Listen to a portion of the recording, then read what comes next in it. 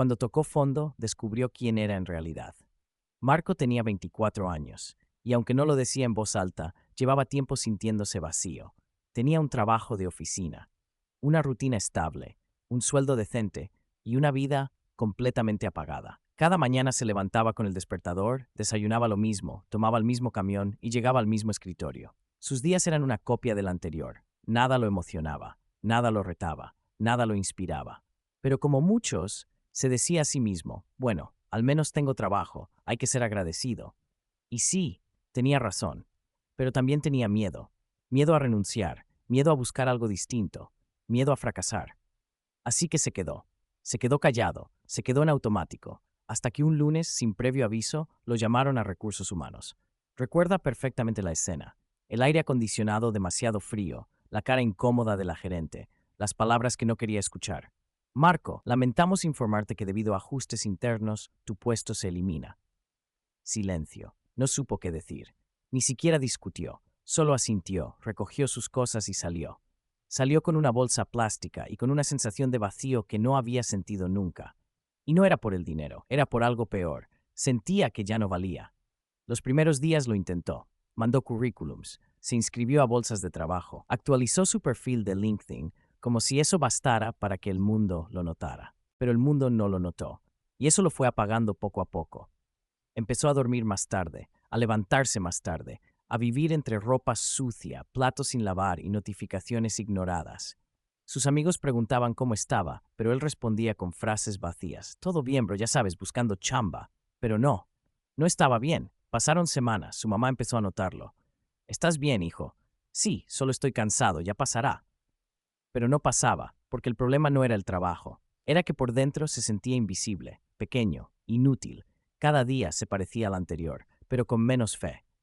Una noche cualquiera, después de intentar dormir sin lograrlo, Marco se levantó y fue al baño. Se miró al espejo, con ojeras, cabello desordenado, sin energía, y pensó, ¿esto soy? ¿Así va a ser todo el tiempo? Y entonces se quebró. Lloró en silencio, apagó la luz, se sentó en el piso frío, y lloró como no lo hacía desde que era niño. Porque en ese momento no era adulto, era un ser humano roto, sintió que no podía más, que ya no tenía nada que ofrecer, que no servía para nada. Y justo ahí, en ese vacío tan profundo, nació la pregunta que lo cambiaría todo. ¿Y si todavía queda algo dentro de mí? Al día siguiente no pasó nada mágico, pero Marco hizo algo que no hacía desde la secundaria. Sacó una libreta vieja y se puso a dibujar. Dibujó mal, con trazos inseguros, pero por primera vez en semanas sintió algo parecido a paz. Y eso fue suficiente para volver a intentarlo al día siguiente. Y al siguiente. Poco a poco, su cuarto se llenó de papeles, bocetos, lápices. YouTube se convirtió en su maestro y su curiosidad en su nueva brújula. Descubrió el diseño gráfico, descubrió que tenía buen ojo, descubrió que aún tenía algo que ofrecer. Subió algunos diseños a Instagram y aunque no recibía muchos likes, sentía orgullo. Y entonces un mensaje inesperado. Oye, ¿puedes hacerme un logo? No sabía qué responder. No se sentía diseñador, pero dijo que sí. Ese fue su primer cliente. Ganó poco dinero, pero ganó algo más valioso, confianza. A partir de ahí todo fue lento, pero real.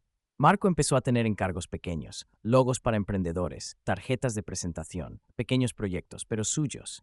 Empezó a tener rutinas nuevas, a levantarse temprano por gusto, a caminar por las tardes, a leer libros que le hablaban al alma. Empezó a perdonarse, a entender que no es débil quien se cae, es fuerte quien decide levantarse.